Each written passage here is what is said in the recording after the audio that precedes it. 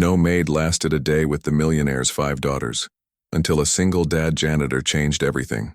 Just before we begin, your presence means a lot. Say hi, and share where you're tuning in from, only if you want to. The crystal vase shattered against the marble floor of the entrance hall, and Catherine Ashford didn't even flinch. It was the third one this week. She stood at the top of the grand staircase in her immaculate Armani suit, her phone pressed to her ear, watching her 5 daughters wreak havoc below, while nanny number 17 gathered her belongings with trembling hands. I don't care what the board thinks, Gerald. Tell them the merger happens on my terms or not at all. Catherine snapped into the phone, her ice blue eyes tracking the chaos with practiced detachment.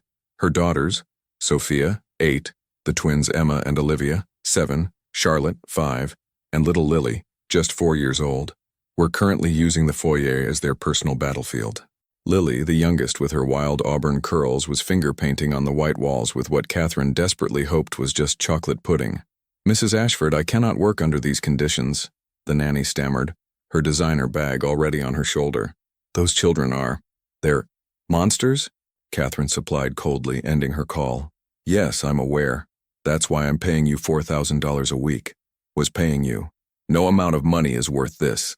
The woman's voice rose to a near shriek as Charlotte zoomed past on a motorized toy car, nearly clipping her ankles. Your daughters need more than a nanny, Mrs. Ashford. They need... Thank you for your input. Catherine cut her off, already descending the stairs. Claire will have your final check ready by morning. As the front door slammed behind Nanny 17, Catherine surveyed her empire of chaos. Her ex-husband Richard had left her with 5 daughters and a massive settlement 2 years ago, running off with his 23-year-old assistant.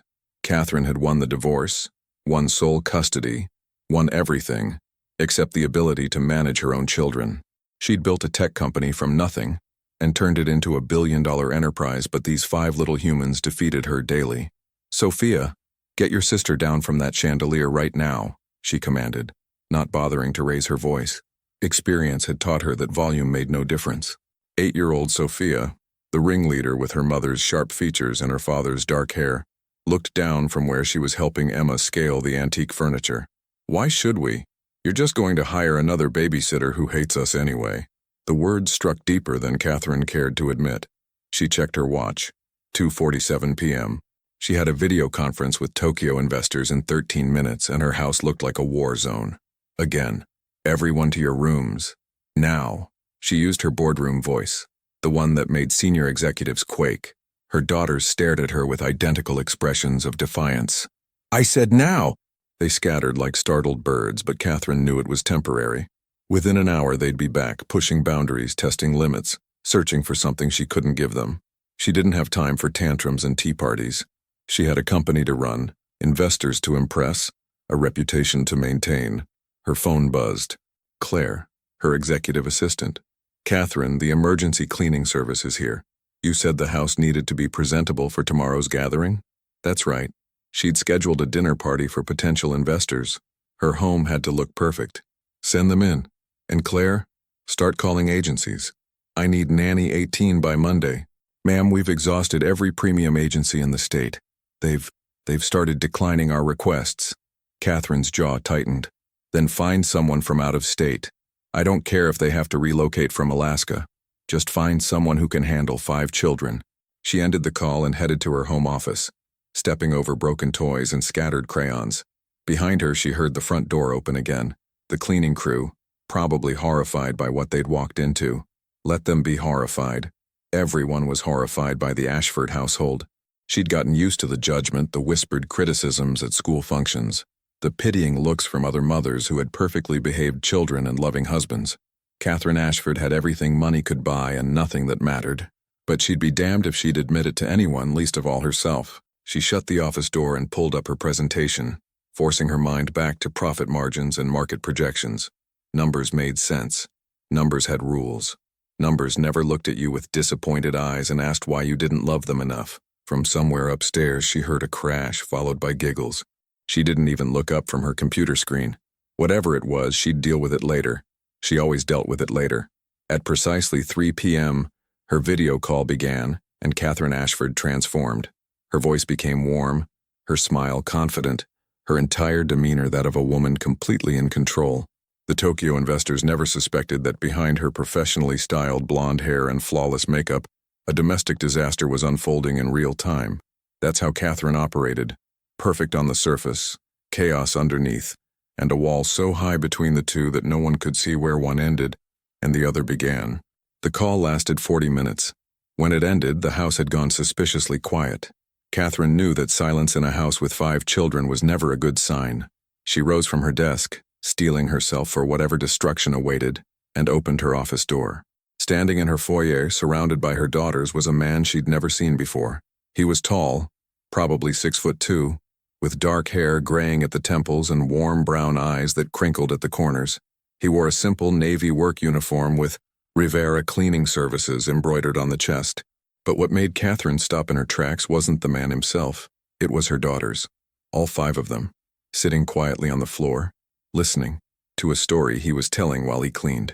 And then, the man was saying in a gentle voice with a slight Hispanic accent, the little dragon realized that breathing fire wasn't about being angry. It was about protecting the things you love. Lily, her impossible, untamable 4-year-old Lily, was leaning against his leg, completely transfixed. The twins were sitting cross-legged, actually sitting still. Even Sophia had abandoned her usual scowl of defiance. The man looked up and saw Catherine.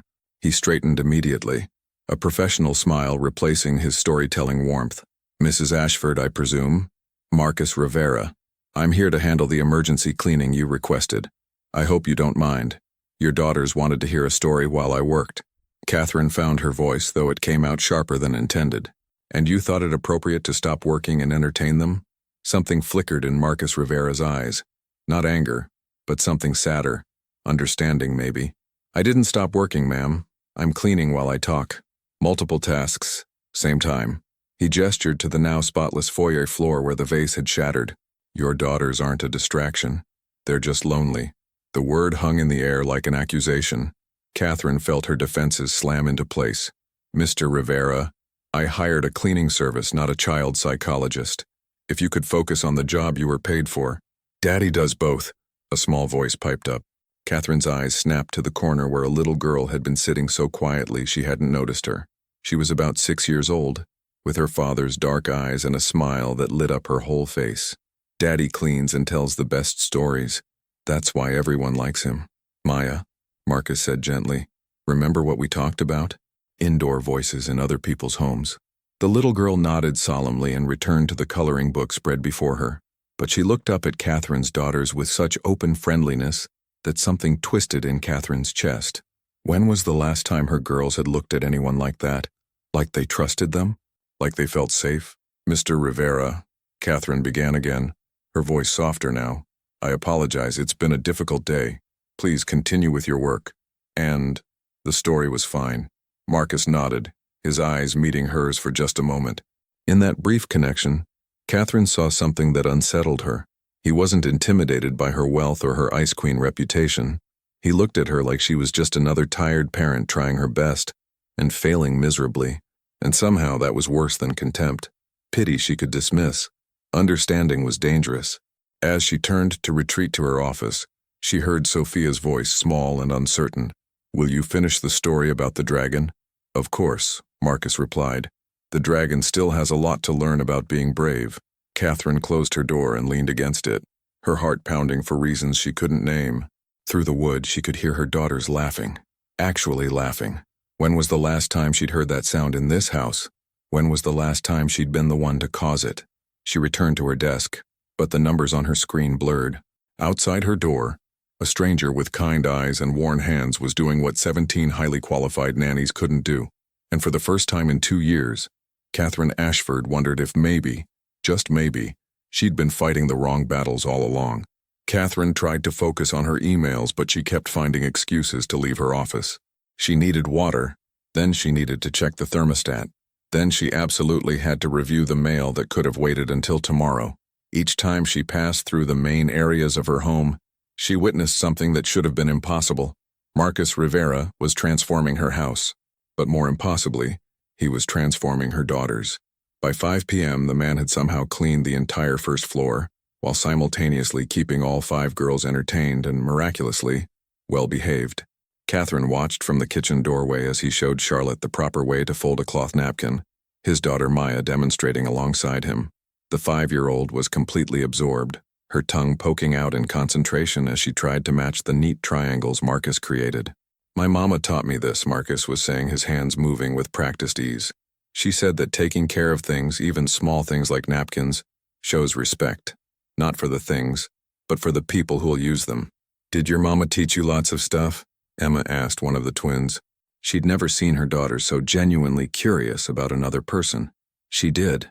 My mama was a housekeeper for 40 years. Best in Albuquerque, people said." His voice carried a warmth that spoke of deep love.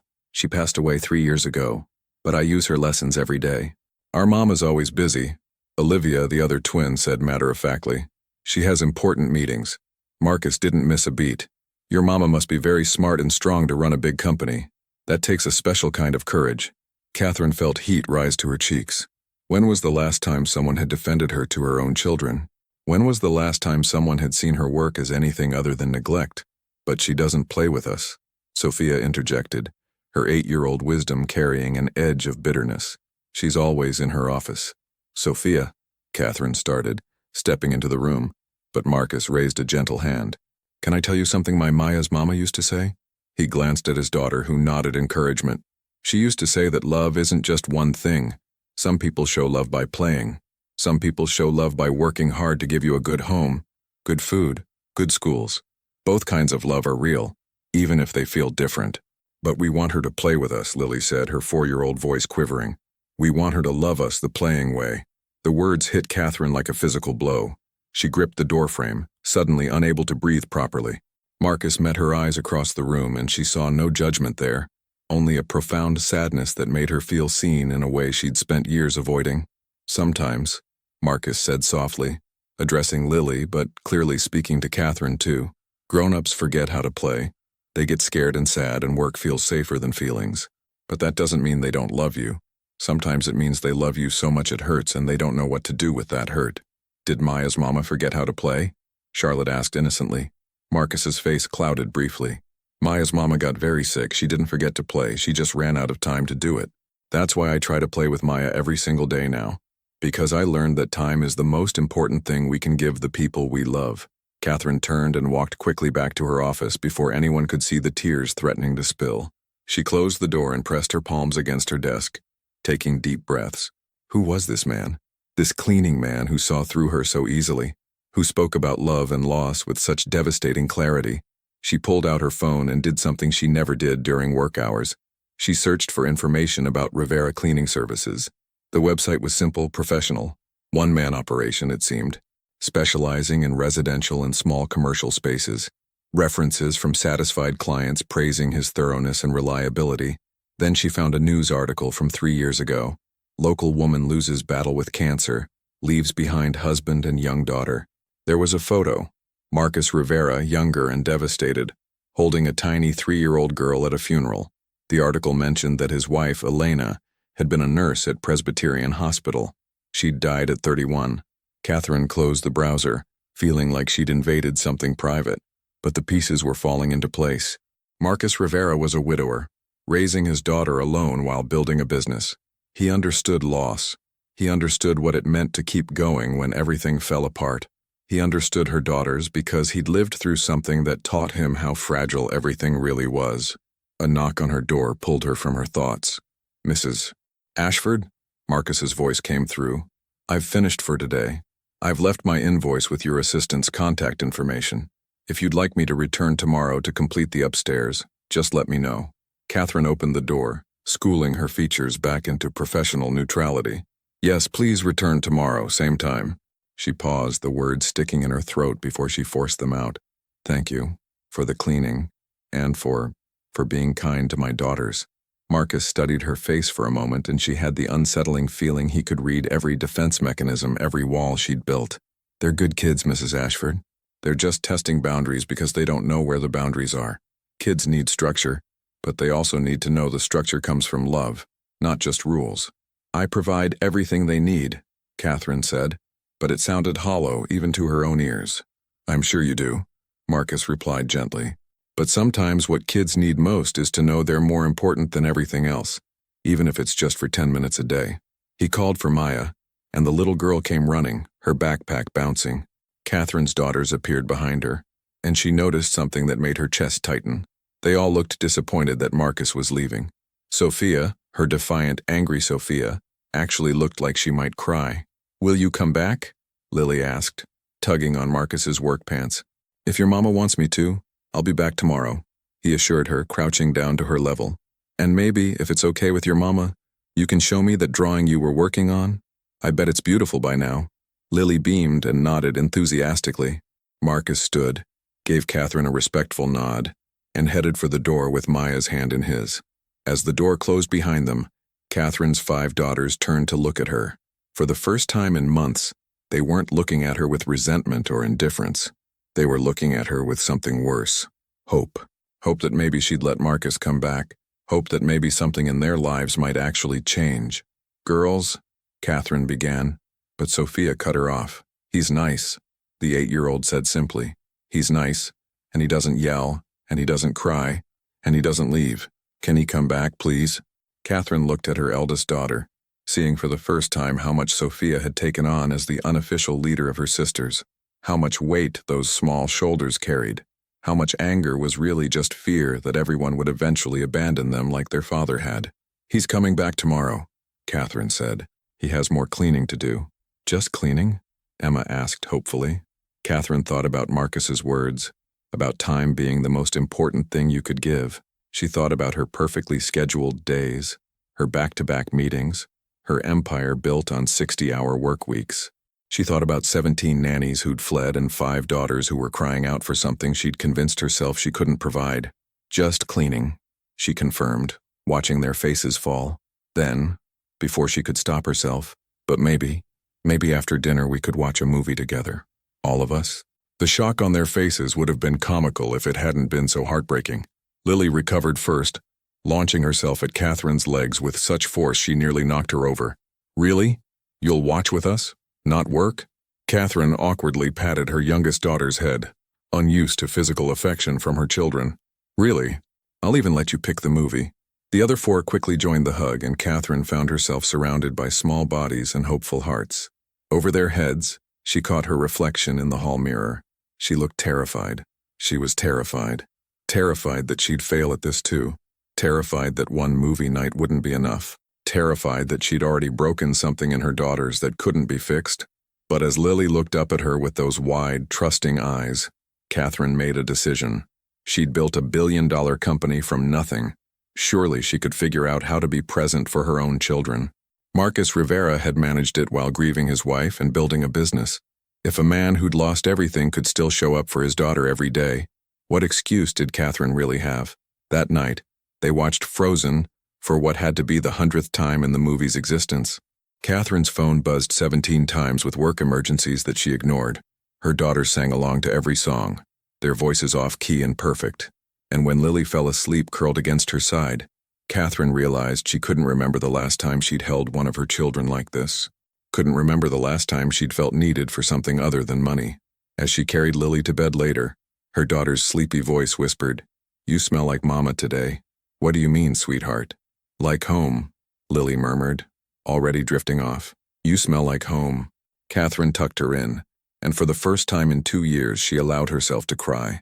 Not the angry tears of a woman betrayed by her husband, not the frustrated tears of a CEO with impossible demands, but the broken, healing tears of a mother who'd finally realized what she stood to lose. In her office later, she found Marcus Rivera's invoice. At the bottom, in neat handwriting, he'd added a note. "Your daughters talked about dragons today.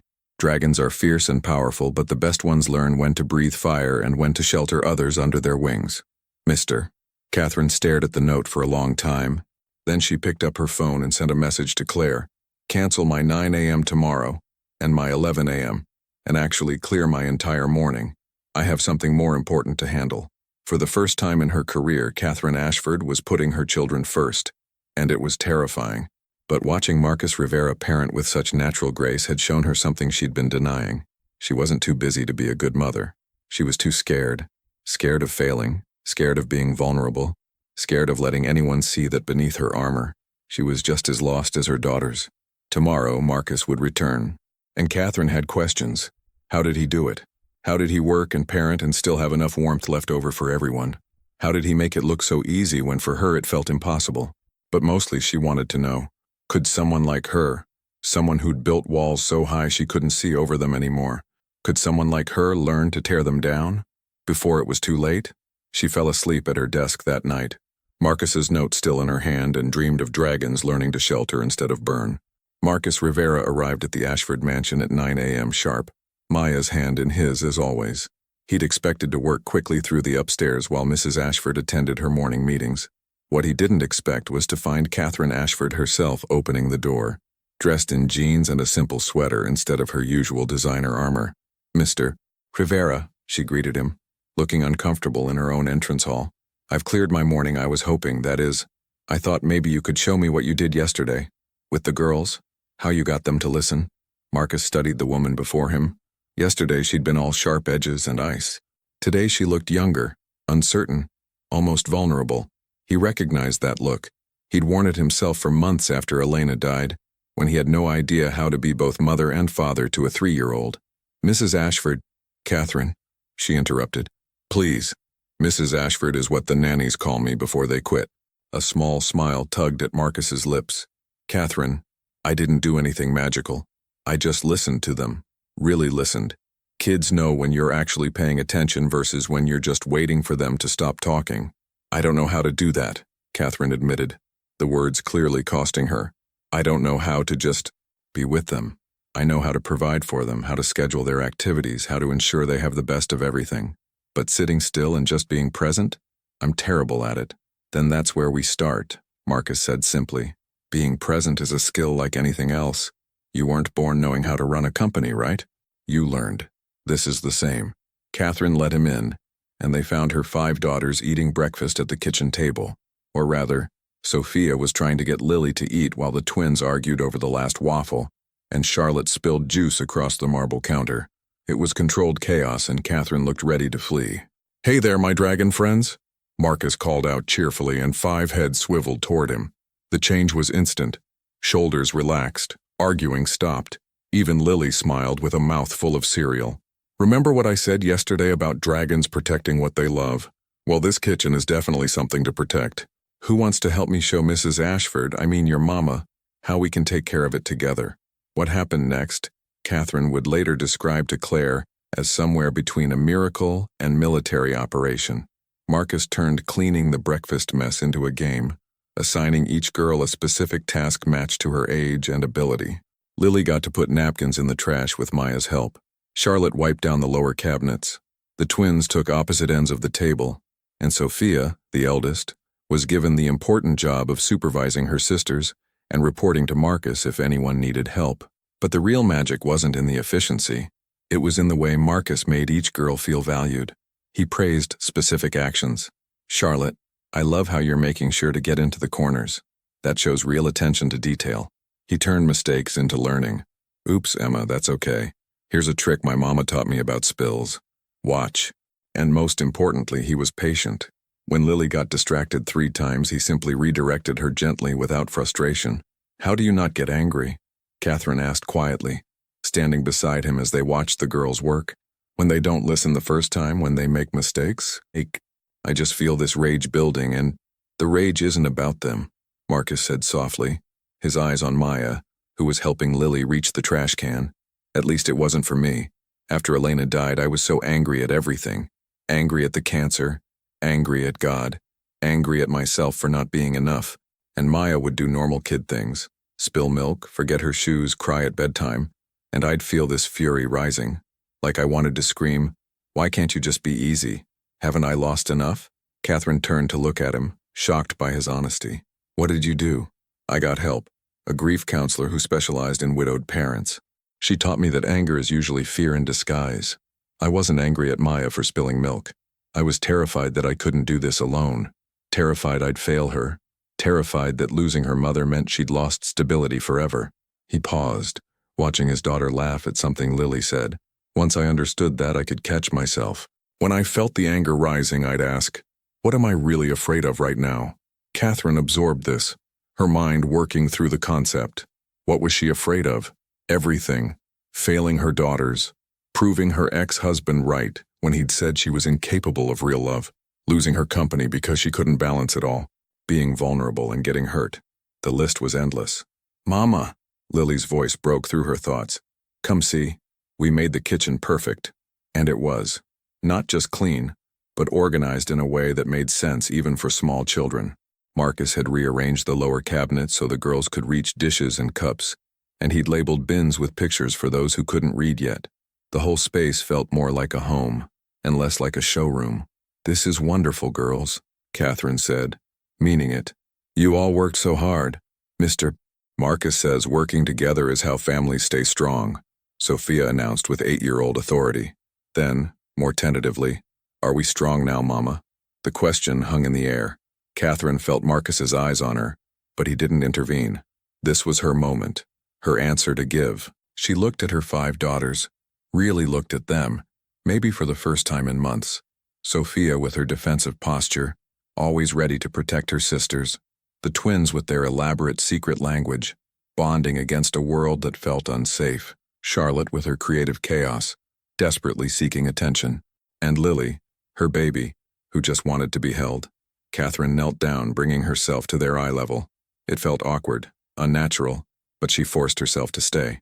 "I think we're getting stronger," she said honestly. "We have a lot to learn. I have a lot to learn, but I want us to be strong. I want us to be a real family." "Does that mean you'll play with us more?" Emma asked hopefully. "It means I'll try," Catherine promised. "I might not be good at it at first. I might mess up a lot, but I want to try. Will you help me learn?" To her amazement, all 5 girls nodded. Even Sophia's skeptical expression softened slightly. Lily launched herself into Catherine's arms with enough force to knock her backward, and soon all 5 daughters were piled on top of her on the kitchen floor, giggling and hugging, and for one perfect moment, happy. From above them, Marcus's voice said warmly, "That's what dragon families do. They pile up together in the den where it's safe and warm. Maya, do you remember? We do it every morning before school," Maya said proudly. "Daddy says it's our charging station. We get hugs, so we're ready for the day." Catherine looked up at Marcus from beneath her pile of daughters, and something passed between them. An understanding, perhaps. He'd been where she was, lost in grief and fear and anger. He'd found his way out. Maybe, just maybe, he could help her find hers too. The rest of the morning passed in a way Catherine had never experienced. Marcus cleaned, yes, but he also taught. He showed her how to turn ordinary tasks into bonding moments, how to listen not just to words but to feelings, how to set boundaries with love instead of threats, how to let her daughters see her as human, not perfect. During lunch, which Marcus insisted on making with the girls, Catherine watched him explain to Charlotte why we don't touch the hot stove. He didn't just say no. He explained that her job as mama was to keep Charlotte safe, and the stove could hurt her. And if she got hurt, her mama would be sad. Charlotte actually listened. More than that, she seemed to appreciate being treated like someone capable of understanding. "You're a natural teacher," Catherine observed as they watched the girls eat their sandwiches at the table like civilized humans instead of the feral creatures she'd grown accustomed to. Marcus shrugged, wiping down the counter. "I'm not a teacher. I'm just a dad who had to figure things out fast. When Elena got sick, she made me promise I wouldn't let Maya grow up thinking love was complicated or hard. She said love should be the easiest thing in the world. You just show up, pay attention, and care more about their hearts than about looking like a good parent." Elena sounds like she was an amazing woman. She was. Marcus's voice carried deep affection but not the raw pain of fresh grief. She was a NICU nurse, spent her days taking care of the tiniest, most fragile babies. She'd come home exhausted, but she always had energy for Maya. Always. He paused, his expression growing thoughtful. She used to say that those babies taught her what love really was. They couldn't do anything for you, couldn't thank you or reward you or make you look good. You took care of them because they needed it, and that was enough. She said that's how we should love everyone, like they're precious just because they exist, not because of what they can do for us. Catherine felt tears prick her eyes. "I've spent 2 years trying to prove I don't need anyone, that I'm enough all by myself, strong, independent, untouchable. And how's that working out?" Marcus asked gently. "I built a billion-dollar company and lost my family," Catherine whispered. "So not great." "You haven't lost them yet," Marcus corrected, nodding toward her daughters. They're right here, still hoping, still waiting. Kids are incredibly resilient, Catherine. They forgive so much more than adults do. The question is, can you forgive yourself enough to try again? Before Catherine could answer, her phone rang. She glanced at the screen, her CFO, probably with an emergency that absolutely required her attention. Her hand moved toward the phone automatically, 2 years of conditioning making the decision for her. Then she stopped. She looked at her daughters, happily eating lunch and chattering with Maya about favorite colors. She looked at Marcus, who was watching her with understanding, not judgment, and she made a choice. She declined the call and turned off her phone completely. Mr. Rivera, she said formally, though her voice shook with emotion, I'd like to modify our arrangement. I don't just need cleaning services. I need help. With everything. I need someone to show me how to be the mother my daughters deserve. I know that's not what you signed up for, and I'll pay you whatever rate you... Marcus held up a hand, stopping her. This isn't about money, Catherine. This is about whether I have the time and whether it's the right thing for everyone involved. Maya and I have our routine, our life. I can't just... I understand, Catherine said quickly, feeling foolish. I shouldn't have assumed. I'm sorry. Let me finish, Marcus said with a slight smile. I was going to say I can't just agree without thinking about Maya, but he looked at his daughter, who was teaching Lily how to fold her napkin into a butterfly shape. Maya loves being around other kids. And honestly, since Elena died, I've been so focused on making sure Maya doesn't feel the loss that I haven't given her much chance to just be a kid around other children. Maybe this could be good for both our families. Catherine's breath caught. Really? You'd consider it? On one condition, Marcus said seriously. This isn't about me fixing your family while you watch. This is about me helping you learn to connect with your daughters. It'll be uncomfortable. You'll make mistakes. There will be moments when you want to run back to your office and hide behind your work. But if you commit to this, really commit, then yes, I'll help. I commit, Catherine said immediately, then caught herself. I want to commit. I'm terrified I'll fail, but I want to try. That's all anyone can ask, Marcus replied. Fear is normal. Elena used to tell her NICU parents that fear meant they cared enough to worry about doing it right. It's the people who aren't scared who should worry. They spent the afternoon in the backyard, something Catherine couldn't remember doing in months. Marcus showed her how to play with her daughters. Really play, not just supervise. They built an obstacle course using pool noodles and hula hoops. They had relay races where Marcus made sure to handicap himself and Catherine so the younger girls could win sometimes. They played a game he called emotion charades, where the girls had to act out feelings and everyone had to guess. A sneaky way, Catherine realized, to teach emotional vocabulary. By 4 p.m., all 6 girls were exhausted and happy, sprawled on a blanket under the large oak tree in the corner of the yard. Catherine sat with them, Lily asleep with her head in Catherine's lap, and felt something she hadn't felt in years. Peace. Thank you, she said quietly to Marcus, who was sitting nearby with Maya drowsing against his shoulder. Not just for today, for seeing past my armor, for being kind when you could have been judgmental. Marcus was quiet for a moment. Can I tell you something? Yesterday, when I first arrived and saw your daughters acting out, I didn't see bad kids. I saw my Maya, about 6 months after Elena died, angry, testing every boundary, trying to make sense of a world that had betrayed her.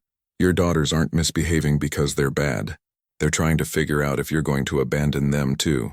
But I haven't abandoned them, Catherine protested. I'm right here. I've always been here. Physically, yes. But Catherine, there's a difference between being present and being available. I learned that the hard way. He shifted slightly, careful not to wake Maya. After the funeral, I threw myself into building the business. Told myself I was doing it for Maya, to secure her future. But really? I was hiding. Work was easier than grief. Clients were easier than a crying 3-year-old asking why mommy wasn't coming home. What changed? Maya started having nightmares. Every single night screaming for her mother. The pediatrician said she was processing trauma, but that my emotional unavailability was making it worse. She needed to know I wasn't going anywhere, that I was solid, present, hers. Marcus's voice grew thick with emotion. The doctor told me something I'll never forget. Children don't need perfect parents. They need present ones. They need someone who shows up even when it's hard, even when they don't know what to do. The showing up is what matters. So you started showing up, Catherine said softly. Every day, even when I was exhausted. Even when my grief was so heavy I could barely breathe, even when I had no idea what I was doing, I showed up. I read to her even when my voice cracked on every word. I held her during nightmares even when it broke my heart. I played even when I wanted to crawl into bed and not wake up. And slowly, over months, Maya started to heal. And so did I. Catherine looked down at Lily, at her other daughters sleeping peacefully for the first time in recent memory. I've been so angry at Richard for leaving, for choosing his secretary over his family, for abandoning these beautiful girls. But I abandoned them too, didn't I? In a different way. You're here now, Marcus said firmly. That's what counts. Not yesterday, not last year. Now, this moment, this choice. As the sun began to set, casting golden light across the yard, Catherine made a decision. She pulled out her phone and composed an email to her executive team. Effective immediately, I'm restructuring my schedule. No meetings before 9 a.m. or after 3 p.m. on weekdays. No work on weekends unless emergency. Promote Gerald to COO to handle day-to-day operations. I hired talented people for a reason. It's time I trusted them to do their jobs. She showed the email to Marcus before sending it. Is this crazy? Am I about to tank my company? You're about to save your family, he corrected. The company will be fine. Companies always are. But your daughters? They get one childhood. One chance to know their mother loves them more than anything else. Don't waste it. Catherine hit send before she could second-guess herself. Then she woke her daughters gently. Girls, how would you feel about having Would you? Marcus and Maya come here every day for a while? Not as our housekeeper, as our teachers. To help us learn to be a better family. 5 sleepy faces looked up at her with such hope it physically hurt. Sophia, always the skeptic, asked, Every day? Really? You won't cancel because of work? I promise, Catherine said and meant it. You are my most important job. I forgot that for a while, but I won't forget again. What happened next surprised everyone, including Catherine herself. Sophia started crying, not angry tears, but relieved ones. I thought you didn't love us anymore, the 8-year-old sobbed. I thought you were sorry Daddy left us with you. I thought we were too much trouble. Catherine gathered her eldest daughter into her arms, and then all 5 girls were crying, and Catherine was crying, and even Marcus had to wipe his eyes. Years of pain and fear and loneliness poured out on that blanket under the oak tree, and for the first time, Catherine didn't try to stop it or fix it or make it go away. She just held her daughters and let them feel what they needed to feel. I love you, she whispered fiercely. I love you so much it scares me. I'm sorry I've been so bad at showing it. I'm sorry I made you doubt it. But I love you more than any company, any career, any amount of money. You are everything. Maya, watching this with her wise 6-year-old eyes, leaned over to her father and whispered loudly, Daddy, are they going to be okay now? Marcus smiled through his own tears. Yeah, baby girl. I think they're going to be just fine. As darkness fell, Marcus helped Catherine get all 6 exhausted girls inside and ready for bed. He showed her his bedtime routine with Maya, the 3 books, the soft music, the ritual of listing 3 good things from the day and 1 thing to look forward to tomorrow. Catherine adapted it for each of her daughters, taking time with each one individually for the first time in months. When she tucked in Lily last, her youngest looked up with those trusting eyes and said, Mama, is Mr. Marcus going to be our new daddy? Catherine's breath caught. Oh, sweetheart, no.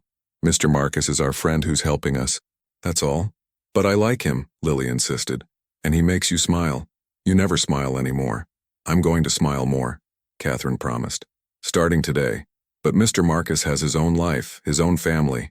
We're learning from him. After all the girls were asleep, Catherine found Marcus in the kitchen packing up his cleaning supplies. Thank you, she said inadequately, for everything. I can't believe how much changed in just 2 days. This is just the beginning, Marcus warned gently. The hard part comes next, and maintaining it. Not slipping back into old patterns when things get stressful. Your daughters will test you, Catherine. They'll push boundaries because they need to know the new version of you is real and permanent. I know, but I have a good teacher. She paused, then asked the question that had been nagging at her. Why are you doing this, really? You could clean houses and make good money without getting emotionally involved. Why help us? Marcus was quiet for a long moment, his hands stilling on his cleaning supplies. When he spoke, his voice carried a weight that made Catherine pay close attention. Because 3 years ago, a NICU nurse saw a terrified father who didn't know how to care for his premature baby, and she took extra time every single day to teach me. She wasn't my wife's nurse. My wife was in a different wing, But she saw me struggling and she helped. That nurse's kindness changed everything for me and Maya. What was her name? Catherine asked softly. Marcus met her eyes. I don't remember. I never got to thank her properly. Elena died 2 weeks later, and in the chaos of grief and funeral arrangements, I never went back to find that nurse. But I made a promise to Elena's memory that if I ever saw another parent struggling the way I did, I'd help. No judgment, no conditions, just help. You're honoring your wife by helping my broken family. I'm honoring my wife by being the person she believed I could be. Marcus corrected gently. Elena always said the best way to heal from loss was to help others find what you've lost. I lost my partner, my best friend, the love of my life. But I found a way to be a good father. If I can help you find that connection with your daughters, then Elena's love keeps rippling outward. That feels right. Catherine felt tears threaten again. I don't know what I did to deserve your help, but I'm grateful, more than I can say. Marcus shouldered his bag and called softly for Maya, who came trotting in, rubbing her eyes. See you tomorrow, Catherine, 9 a.m., and bring your courage. Tomorrow we tackle emotional regulation and conflict resolution. That sounds terrifying. It is, Marcus agreed with a grin. But so is building a billion-dollar company, and you manage that. You're stronger than you think. You just forgot for a while. After they left, Catherine walked through her quiet house.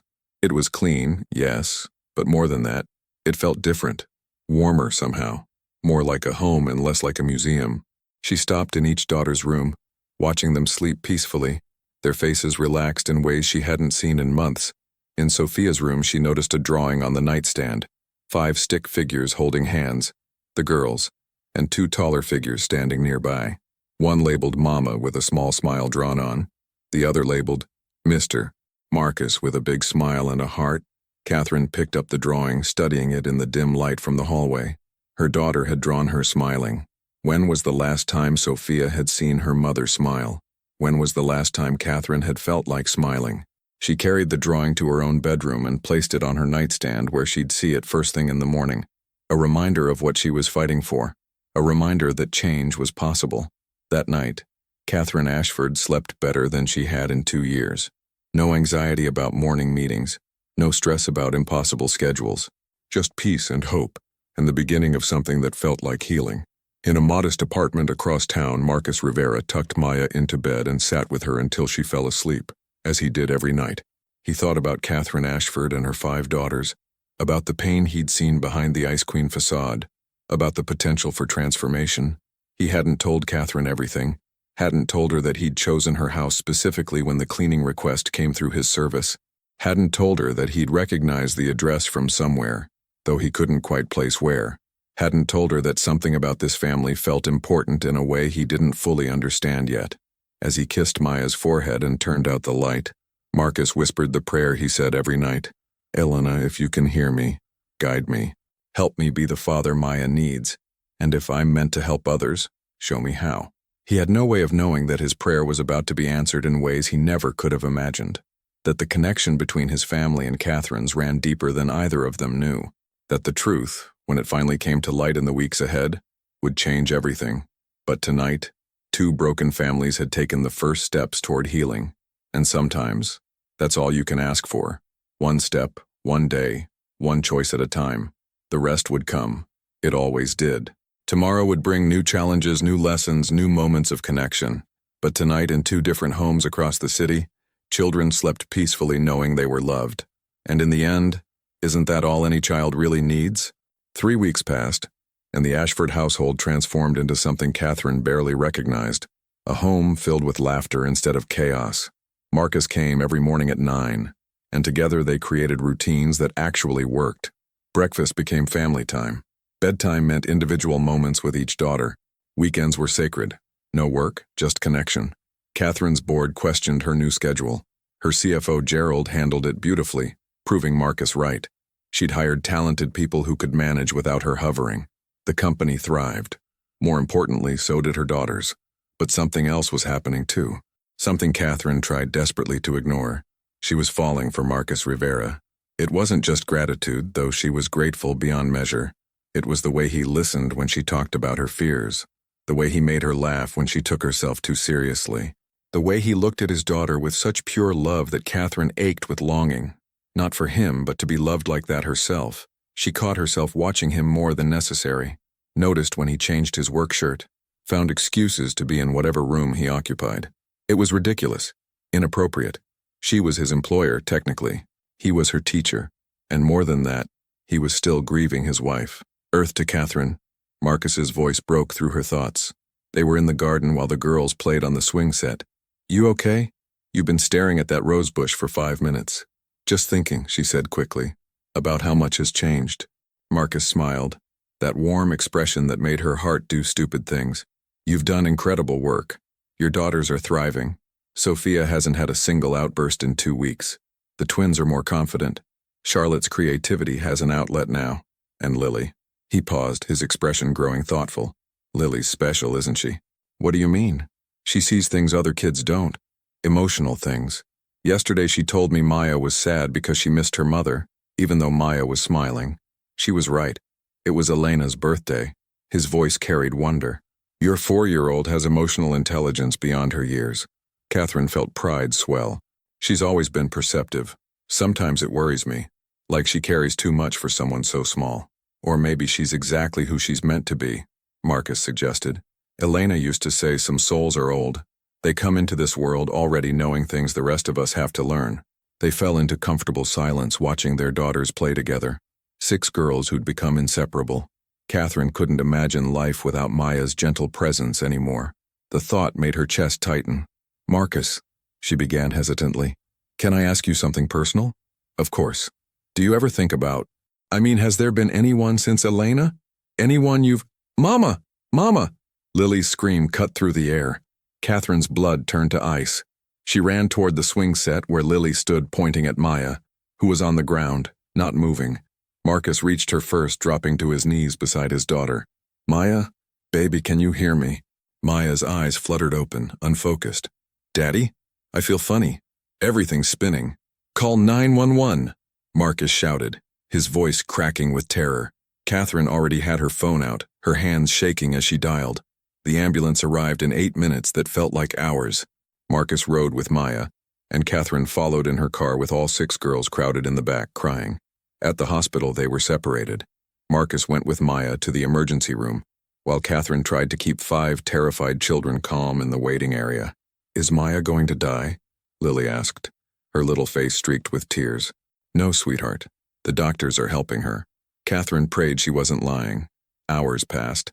Catherine's daughters eventually fell asleep in the uncomfortable chairs, but she stayed alert, watching the emergency room doors. Finally, at 11 p.m., Marcus emerged. He looked destroyed. She's stable, he said immediately, seeing Catherine's face. They're running tests. They think it might be. His voice broke. They think it might be the same thing Elena had. A genetic condition. If it is, Maya will need treatment. Possibly surgery. And it's expensive, really expensive. My insurance covers some, but not enough. Catherine stood, careful not to wake her daughters. She took Marcus's hands in hers. Whatever it costs, I'll cover it. All of it. Don't even think about money. Catherine, I can't. Yes, you can. You saved my family, Marcus. Let me help save yours. She squeezed his hands. Please. Marcus pulled her into a hug, and Catherine melted into it. He smelled like fear and hospitals and something uniquely him. She wanted to hold him forever, to take away his pain, to promise everything would be okay. When they pulled apart, something had shifted between them. Marcus looked at her like he was seeing her for the first time. Thank you, he whispered. But Catherine saw something else in his eyes too, something that looked like guilt, and she wondered what secrets Marcus Rivera was still keeping. Maya's tests came back 3 days later. Catherine sat beside Marcus in the doctor's office, her hand in his because he was shaking and someone needed to anchor him to earth. It's not the same condition her mother had, Dr. Peterson said, and Marcus sagged with relief. But Maya does have a congenital heart defect that requires surgery. The good news is it's correctable. The challenging news is we need a detailed family medical history, particularly maternal side. Marcus went pale. Her mother's dead. I don't have access to those records. We'll need them, the doctor said firmly. There are genetic factors that could impact the surgery and recovery. Is there any way to contact her mother's family? No, Marcus said too quickly. No family. Elena was. She was alone. Catherine noticed his discomfort but didn't press. Not here. Not now. Later, at Catherine's house, while Maya rested upstairs with the girls watching over her, Catherine made coffee and gathered her courage. "Marcus, what aren't you telling me?" He stared into his cup for a long moment. When he finally spoke, his voice was barely audible. "Elena wasn't Maya's biological mother." Catherine's world tilted. "What?" "We adopted Maya when she was 3 days old. Private adoption. Elena was her mother in every way that mattered. She loved her, raised her, would have died for her, but biologically." He looked up, his eyes tortured. "I don't know Maya's medical history because I don't know who her birth parents were. It was a closed adoption. The agency sealed all records. Can you unseal them? For medical reasons? I've been trying for 3 days. The agency is dragging their feet. Something about privacy laws and consent." His hands clenched into fists. "My daughter needs surgery, and I can't give the doctors the information they need to keep her safe." Catherine's mind raced. What agency? New Beginnings Adoption Services in Albuquerque. Something clicked in Catherine's memory. A conversation years ago, before her marriage fell apart. Richard had mentioned something about his sister using that agency, but Richard's sister had died years ago before Catherine met him. Died in childbirth, he'd said, or no, it couldn't be. "Marcus, when exactly did you adopt Maya?" "September 15th, 6 years ago." "Why?" Catherine's hands went numb. "September 15th, 6 years ago. The same day Richard's sister supposedly died. But what if she hadn't died? What if she'd given up a baby instead?" "I need to make a call," Catherine said, her voice strange even to her own ears. "Stay here." She went to her office and pulled out the box of Richard's things she'd kept. Papers from the divorce, old photos, documents. Buried in the bottom was a memorial card. "Sarah Mitchell, beloved sister, 1992-2018. But attached to it, hidden behind, was something else. A birth certificate. A baby girl born September 15th, 2018. Mother, Sarah Mitchell. Father, unknown. And a handwritten note in Richard's handwriting. New Beginnings handled it. Sarah wanted closed adoption. Never tell Catherine. Catherine's world exploded. Maya wasn't just any child. Maya was Richard's niece, which meant Maya was her daughter's cousin, which meant. She walked back to the kitchen on numb legs. Marcus looked up, concerned. "Catherine, you're white as a sheet." "I think I know who Maya's birth mother was," Catherine whispered. "And Marcus, this changes everything. Changes." The truth spilled out in Catherine's kitchen while their daughters slept upstairs, innocent to the revelation shattering the adult's world. Richard's sister Sarah had gotten pregnant at 25 by a man who abandoned her. Ashamed, hiding from their wealthy, judgmental family, she'd gone to New Mexico to have the baby in secret. She'd chosen closed adoption, made Richard promise never to tell anyone, especially not Catherine, who she'd only met once at the wedding. Sarah had died 3 months later, not in childbirth like Richard claimed, but by suicide. The guilt of giving up her daughter had consumed her. "Richard knew," Catherine said, her voice hollow. "He knew Maya existed. He knew where she was, and he never said anything." Marcus was shaking. "Why wouldn't he tell you? Why keep it secret?" "Because Richard kept everything that mattered secret," Catherine said bitterly. "He probably thought if I knew Maya existed, I'd want to find her, want to be involved. He couldn't stand anything that might complicate his perfect, controlled life." "Maya is my daughter's cousin," Catherine continued, the reality sinking in. "She's family, real family, and she's been here all along." Marcus stood abruptly, pacing. "This is insane. What are the odds? Out of every house in this city, I end up at yours?" "Maybe it wasn't odds," Catherine said softly. "Maybe it was meant to be. You said Elena made you promise to help struggling families. What if this was always where you were supposed to end up? With us?" Marcus stopped pacing, turning to face her. "What are you saying?" "I'm saying Maya needs her medical history. Now we can give it to her." Richard came from a family with detailed health records. His mother was obsessed with documenting everything. "I can get them." She paused. "But more than that, Marcus. Maya deserves to know she has family. Real family who loves her." "What about Richard? He's their father. What do I tell him?" Catherine's expression hardened. "Richard abandoned his daughters. He doesn't get a say anymore. But his family medical history could save Maya's life. That's what matters." Over the next week, Catherine obtained the Mitchell family medical records. The doctors found what they needed, a genetic marker that required adjusted surgical protocol. The surgery was scheduled, and Catherine paid for everything without hesitation, because Maya wasn't just Marcus's daughter anymore. She was family, The night before Maya's surgery, Catherine gathered all 6 girls in the living room. "We need to tell you something important," she began, Marcus beside her. They explained it simply. Maya's birth mother was related to their family. Maya was their cousin. They'd found each other by accident, or maybe by fate, but now they knew the truth. Lily spoke first, her 4-year-old wisdom shining through. "So Maya's our sister now? Like forever? If that's what everyone wants," Catherine said carefully. "I want it," Sophia declared, and all the other girls nodded. Maya looked at her father, then at Catherine.